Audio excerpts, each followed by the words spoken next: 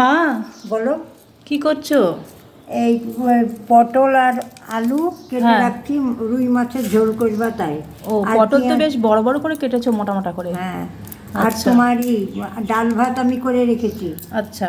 আর করব, ওই আমের চাটনি করা আছে। হ্যাঁ আর পেঁয়াজ রসুন সব ছাড়িয়ে দিলাম। হ্যাঁ। তুমি এখন মাছটা এতে রান্না করবে। কি মাছ মা? রুই মাছ। ও, এখানে পেঁয়াজ কুচি দিয়েছো আর লঙ্কা চিড়ে দিয়েছো আর হ্যাঁ, এটা এটা রসুন। রসুন। আরও কয়েকটা রসুন দাও, তাহলে এই রসুনটা থেতো করে দেবো, ভালো লাগবে খেতে। হ্যাঁ। আর মশলা আছে, আদা জিরে হ্যাঁ। লঙ্কা বাটা। হ্যাঁ, আদা জিরে লঙ্কা। রুই মাছটা আর কি? হ্যাঁ, আর রসুন দিব না, রুই মাছটা কি তুমি ধুয়ে দিয়েছো? হ্যাঁ, সব ধুয়ে রেডি করে দিয়েছি, তুমি এখন রান্না করবে। আচ্ছা। এইগুলোই ধুইনি, এটা কোনটা ধুতে হবে। ধাওনি? এই যে পটল আর আলু। আচ্ছা, তাহলে তুমি একটু পটল আলুটা ধুয়ে দাও, মাছটা তো ধোয়া আছে। আর মশলাটাও রেডি করা আছে।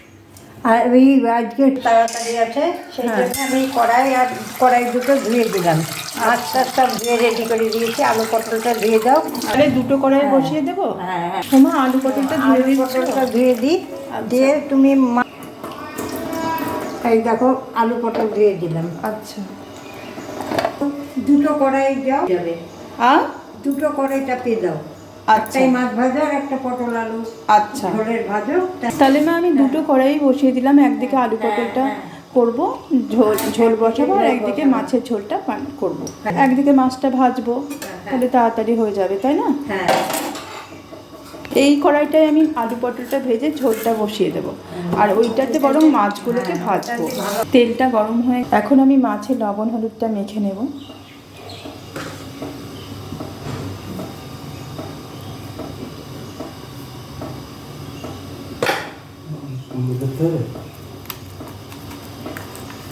মাছটা লবণ হলুদ মেখে নিয়ে মাছগুলো একদিকে ভেজে নেব। আর একটু তাড়া আছে বললো মা, সেই কারণে একদিকে ঝোলটাও বসিয়ে দেবো।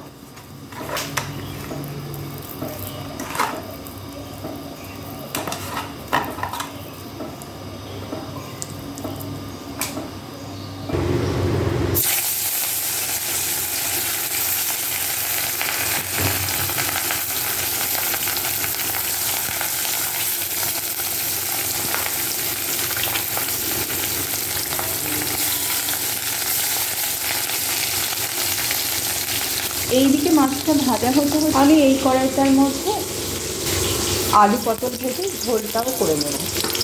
এখানে দিয়ে দিলাম আমি শুকনো লঙ্কা আর পাঁচফোড়ন। এখানে ফোড়নে দিলাম শুকনো লঙ্কা আর পাঁচফোড়ন আর কাঁচা লঙ্কা। কালকে যে মশলাটা করেছিলাম, মশলার পরিমাণটা একটু কম আছে, তাই আমি আদা আর রসুন আর পেঁয়াজকে একটু থেতো করে কুচি করে দেব। লঙ্কাটা ভাজা হয়ে গেলে পেঁয়াজ দিয়ে দিলাম। রসুন, পেঁয়াজ, আদা এগুলো কুচি কুচি করেও কিন্তু মাছের ঝোল বা মাংসের ঝোল খেতে কিন্তু খারাপ হয় না। সবসময় যে বাটা মশলা দিয়ে রান্না করলেই ভালো হয় তা কিন্তু নয়, কুচি মশলা দিলেও কিন্তু খেতে খুব ভালো হয়।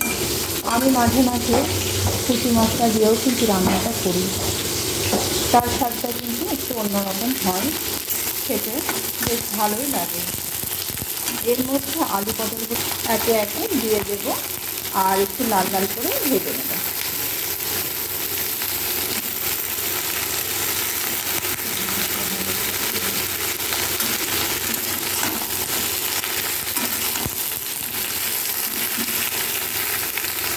এরপর থেতো করা রসুনগুলো আমি দিয়ে দেবো আর পেঁয়াজ কুচিটাও দিয়ে দেবো।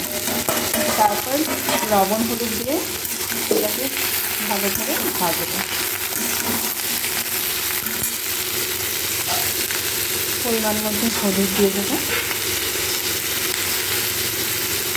লবণ দিয়ে দেবো,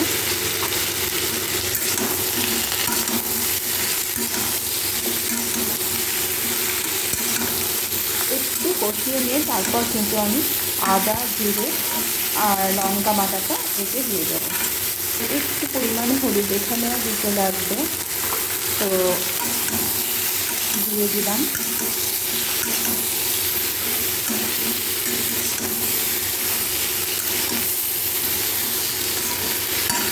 এইদিকে মাছটাও কিন্তু প্রায় ভাজা হয়ে আসছে, চলতে দেবো।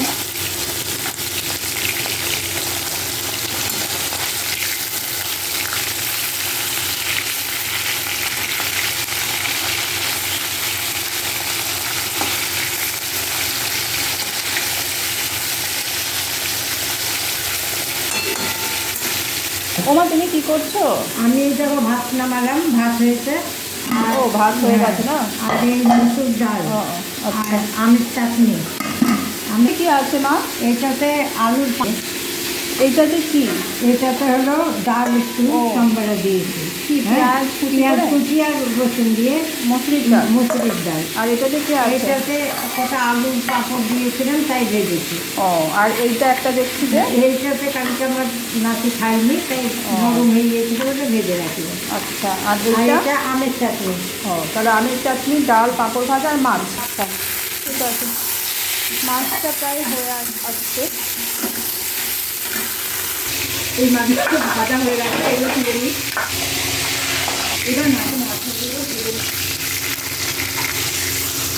এরপর আলু পটলগুলো ভাজা হয়ে যাবে, আমি দিয়ে দেবো এখানে মশলাটা একটু জল দিয়ে কষিয়ে নেব।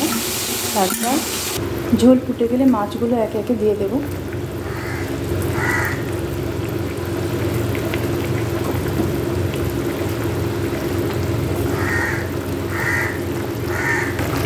ওমা তুমি এবার বসো, মাছের ঝোল হয়ে গেছে। ওমা তুমি চলে এসো খেতে।